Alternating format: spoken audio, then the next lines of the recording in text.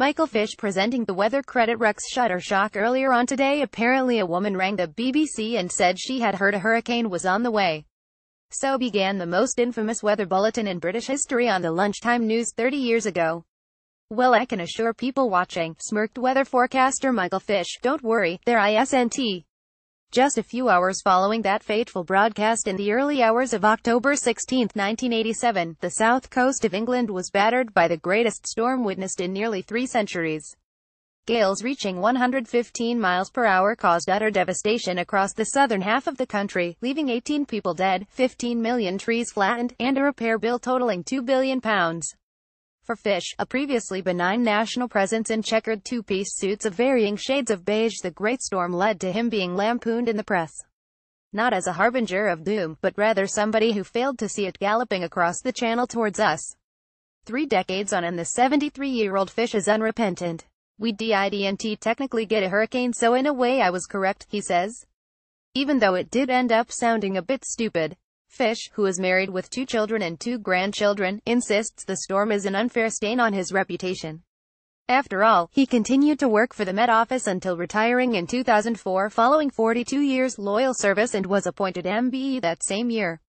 The BBC wanted him to work even longer, he says, but civil service rules decreed he must retire at 60. Nowadays, the weatherman seems to secretly revel in the notoriety. A clip of the fateful broadcast was, to his great delight, used in the opening ceremony of the 2012 London Olympic Games.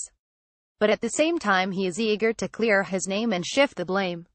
It was his colleague Bill Giles, Fish points out, who was on duty the evening before the storm struck and also failed to properly forecast the storm.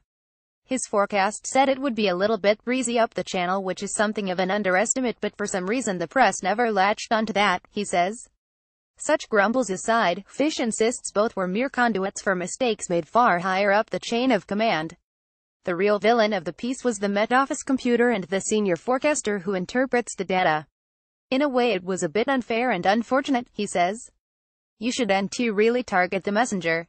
The thing that should have been criticized was the computer at Met Office HQ. It was that which got the forecast wrong, and Bill Giles and I were just purely the mouthpieces. We had no input whatsoever into the computer or any way of arguing with it. We just had to say what it said. The storm prompted the launch of a public inquiry, as well as an internal Met Office investigation into why forecasters, both human and artificial, missed it so badly. Rather than barreling in over the Atlantic to the west as most of our storms do, the 1987 squall formed in the Bay of Biscay to the south. It proved so deadly because of a so-called sting jet at the rear of the weather front, a hook-shaped airstream not recognized in Fish's time, but which forecasters now know to provoke severe gusts of wind. A car crushed by a plane tree in the storm. Credit Hulton archive. The Met Office computer on which Fish and his colleagues relied in 1987 made 4 million calculations a second. Nowadays it is capable of 14,000 trillion calculations a second. Most of these come from satellites which were rarely used 30 years ago. As a direct result of the Great Storm, deep ocean weather buoys were located around the British Isles to provide hourly weather information and help us to monitor developing weather conditions. Where grid squares of 150 kilometers were once used for weather prediction, now the range is 10 kilometers. In order to demonstrate these advances, today the Met Office announced that it had rerun the conditions in 1987 to determine whether its new supercomputer would have made the correct forecast, and proudly claimed it spotted the weather system forming up to a week ahead. Weatherman Michael Fish. Credit Graham Jepson. Fish's own recollections of the storm are remarkably anodyne, considering the destruction it wrought across the country. On October 16 he woke up at around 3 a.m. and stepped out into the garden of his West London home, but despite the blustery conditions he insists that he noticed nothing particularly out of the ordinary at that time in the morning. 94 miles per hour gusts were recorded elsewhere in London. His drive into the BBC was along an urban dual carriageway, and he says he did not notice any trees felled. In an era before mobile phones, the storm had brought down so many electricity and telephone cables that it took a long time for the severity to become apparent. I had no idea of the devastation, he says. It took some time for the true facts to really emerge. And what, I wonder, did he think when he realized the scale of the disaster? Fish pauses for a moment to consider he recalls.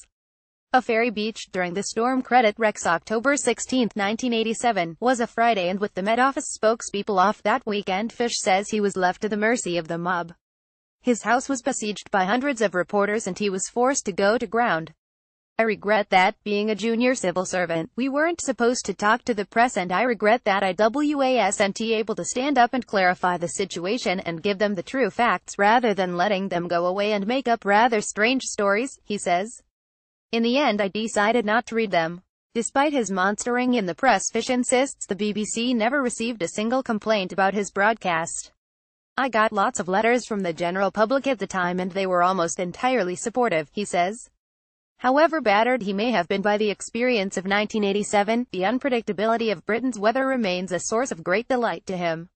Nowadays, Fish remains involved in forecasting, contributing to the online service Net Weather TV. He also lectures around the country, particularly on the perils of climate change, in talks entitled The Ultimate Weapon of Mass Destruction. Trees felled by the high winds in 1987. Credit Rex: millions have died already as a result of global warming and millions are going to die in the future, he says. Even if we do decide to do something about it, it's too late as far as many places and people are concerned. I think it's absolutely horrendous.